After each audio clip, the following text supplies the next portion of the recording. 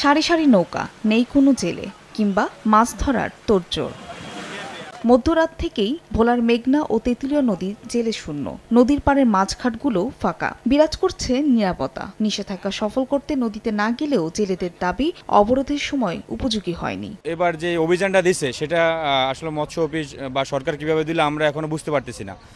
মাছের পেটে তো এরকম এখনো ডিম আসে নাই। এখন জেলেরাও অভাবগ্রস্ত। 22 দিন পর নদীতে নামুম, পর ইলিশ মাছ ধরুম, আমি এটাই প্রত্যাশা। জেলেরা যেটা পাওয়ার উপযুক্ত আমাদেরকে সরকার যেন এটা তাড়াতাড়ি দিয়ে দেয়। অন্যদিকে চাঁদপুরের পদ্মা ও মেঘনা নদীতেও কোনো জাল নৌকা দেখা যায়নি। নিষেধাজ্ঞা সফলে উত্তরের ষাটনল থেকে দক্ষিণে চর ভৈরবী পর্যন্ত 5টি টহল দল আলাদাভাবে নির্বাহী ম্যাজিস্ট্রেটের নেতৃত্বে অভিযান চালিয়ে যাচ্ছে।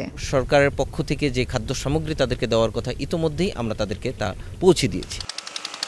এছাড়া পটুয়াখালীর পায়রা নদীতে কোস্টগার্ড প্রশাসন ও নৌপুলিশের যৌথ অভিযান চলছে। অসাধু জেলের বিরুদ্ধে কঠোর অবস্থানে তারা। সকলকে অনুরোধ জানাবো, আপনারা সবাই মৎস্য সংরক্ষণ আইন এবং মায়ালিশ সংরক্ষণ কার্যক্রম সফল করার জন্য আইনটা মেনে চলবেন। অবৈধ জাল পাতার সাথে কাউকে সংশ্লিষ্ট কাউকে পাওয়া যায়নি, তো আমাদের অভিযান অব্যাহত রয়েছে। আগামী 25 অক্টোবর পর্যন্ত অভয় আশ্রমগুলোতে মাছ ধরা বন্ধ থাকবে। এই সময় ভিজিএফ এর সহায়তা পাবেন নিবন্ধিত জেলেরা। ফাহারিয়া ফারজানা, সময় সংবাদ।